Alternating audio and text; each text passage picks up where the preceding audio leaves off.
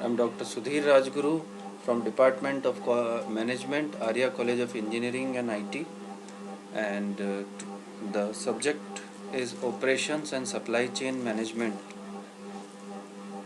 And uh, today we will discuss about supply chain design. So the lecture is in two parts. Today we will discuss lecture 1, performance measurement. Performance measurement is the process of quantifying the efficiency and effectiveness of the action. It is on three dimensions: efficiency, effectiveness, and flexibility of the supply chain. Need for measuring supply chain: support better decision making, better communication, provide performance feedback, motivate and direct behavior. For example, you can give reward also there in terms to motivate. Classification of performance measure along supply chain: price performance, actual price versus market index; time related measures, what is the delivery due date to the customers; administrative and efficiency, what is the budget, and various current ratios can be seen; internal customer satisfaction, you can do supplier satisfaction survey so that whether they are satisfied or not; strategic performance measures, effectiveness measures, how it is effective; cost effective measures; then technology and innovation, if it is there, first insights from supplier the company is getting, whatever the supplier is having; supplier performance measures, supplier measures in terms of quality, cost, etc.; planned order, lead time, order method, the path; and lastly is logistics metrics. Logistics metrics is overhead as percentage of total cost, order fulfillment cost, process cost, total supply chain cost as percentage of revenue, total supply chain cost as percentage of total cost. Next is supply chain strategies. Efficient supply chain utilize strategies aimed at creating the highest cost efficiency. Risk hedging supply chains utilize strategies aimed at pooling and sharing resources in a supply chain to share risk.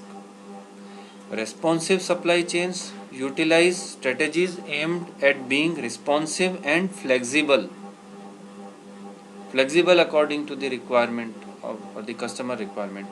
Agile supply chain utilize strategies aimed at being responsive and flexible to customer needs. Supply chain strategy or design: decision about the structure of the supply chain and what processes each stage will perform. Strategic supply chain decisions are location and capacity of facilities, product to be made or stored at various locations decisions, modes of transportation, what to be used, rail, roadways, whatever it is, information system, what they will use. And supply chain design must support strategic objective of the company. Supply chain design decisions are long term and expensive to reverse, so therefore must take into account market uncertainty. So therefore the companies have to see what market uncertainties are there. So economy is up and down sometimes. Strategic sourcing. Strategic sourcing is the development and management of supplier relationship to acquire goods and services in a way that aids in achieving the immediate need of the business. If the past, sourcing was another name for purchasing. As a result of globalization, sourcing implies a more complex process suitable for products that are strategically important. Strategic sourcing specificity refers to how common the item is and, in a relative sense, how many substitutes might be available. Commonly available products can be purchased using a relative simple process. Request for proposal RFP, used for purchasing items that are more complex or expensive and where there may be a number of potential vendors. Next is vendor managed inventory, when a customer actually allows the supplier to manage an item or group of items for them. Sourcing purchasing design matrix. So if you see this, in one side is the transaction cost, it is high on the left side, and on right side it is low. On the right hand side, specificity is there, it is low here and it is high here. And cost duration, contract duration is long here and it is short on the upper side. So you can put various things. Sourcing, it can be by, you can see from this side, request for proposal or request for bidding, or a kind of strategic alliance can be done, electric catalog, vendor managed inventory, and spot purchase. So if we see one example, strategic alliance, contract duration is long for this, transaction cost is here high for strategic alliance, and specificity is also high for strategic alliance. Likewise, we can sue for all other purchasing methods. So likewise, you can see for vendor managed inventory also, it is low on the contract duration, contract duration is long, specificity is high for this, and transaction cost is here low, it is low side. So you can see this, accordingly you can do this. Outsourcing, moving some of a firm's internal activities and decisions responsibility to outside providers. So where firm can give some areas also, you can see that a lot of functions are there, marketing, HR, finance, design. So likewise company outsource.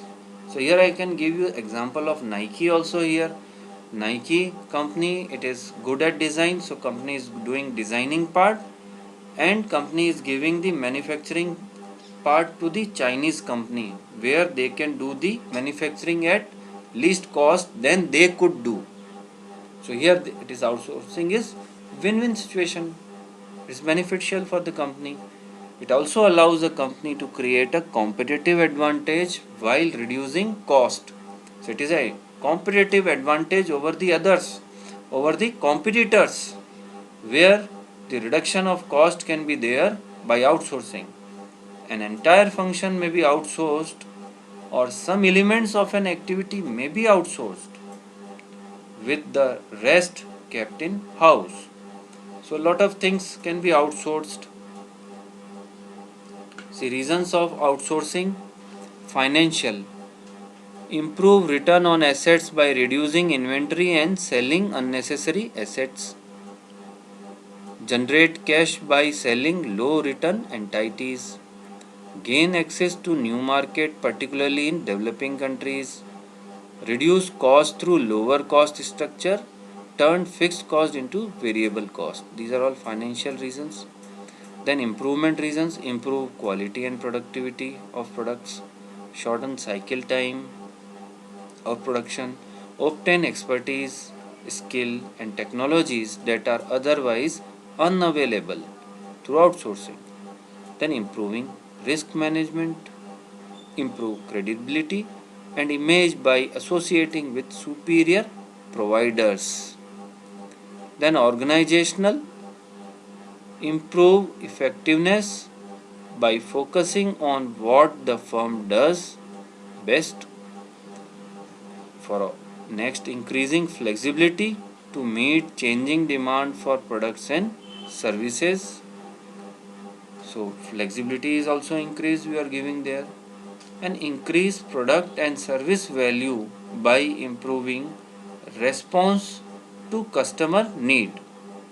So this is how increasing product and service value. So you will be very responsive to the customer needs and you can deliver the product fast to the consumers. Next is value chain analysis. Support activities are finance, accounting, information technology and human resource. And the primary activities of the companies are operation, after sales service, marketing and sales, distribution and new product development, which is important for the companies. They normally they develop new products, so it is very important for them also. And you can see this value chain in the diagram also. Value chain linking supply chain and business strategy, finance, accounting, IT and HR. And then the other side, primary activities, we can see new product development, marketing and sales, operation, distribution and service. So what the company do, they see their own supply value chain here. The value chain, they try to compare their value chain with the competitor value chain, and they see that the various functions the company is doing, the competitor company is also doing. So whether they are doing at a lesser cost each and every function, for example the new product development or marketing and sales or any other function of distribution, mainly see distribution is mainly 70% of the total cost of the product. So distribution here also is more important, where 70% cost is distribution. So you can see with the check with the distribution cost of competitor, and accordingly if you do at a lower cost, then you are giving value to the customers. You are giving value to the customer means your MRP is lesser than your competitors. You have saved and then the benefit is transferred to the customer. Clear? Then thank you, and for part 2 we will do for the supply chain in the lecture number 2. Thank you.